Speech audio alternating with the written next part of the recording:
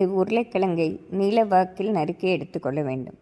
Normal தண்ணீரில் சிறிது உப்பு போட்டு 5 நிமிடம் நறுக்கிய உருளைக்கிழங்கை போட்டு பின் மீண்டும் நார்மல் தண்ணீர் நன்றாக கழுவி அதனுடன் 2 ஸ்பூன் கார்ன்ஃப்ளவர், தனி வத்தல் பொடி 1 ஸ்பூன், தூள் உப்பு சிறிது போட்டு 10 நிமிடம் நாம் ஊற வைத்து விட வேண்டும். 10 நிமிடத்திற்கு பின் மீண்டும் 2 ஸ்பூன் கார்ன்ஃப்ளவர் போட்டு நாம் நன்றாக மிக்ஸ் செய்ய வேண்டும். நாம் தண்ணீர் சேர்க்க தேவையில்லை. உருளைக்கிழங்கில் உள்ள ஈரப்பதமே போதுமானது.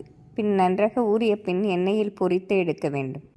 கடாயில் 3 ஸ்பூன் எண்ணெய் விட்டு பூண்டு, இஞ்சி போட்டு அதனுடன் நறுக்கிய வெங்காயம், பச்சை மிளகாய், கறிவேப்பிலை போட்டு நன்றாக வதக்கி soya sauce, chilli sauce, tomato sauce ஊற்றி நன்றாக கிளறி 1/4 டம்ளர் தண்ணீர் ஊற்றி பின் அதனுடன் உருளைக்கிழங்கை போட்டு நன்றாக கிளறி மல்லி இலை தூவி இறக்கினோம் என்றால் அருமையான பொட்டேட்டோ ஃப்ரை ரெடி.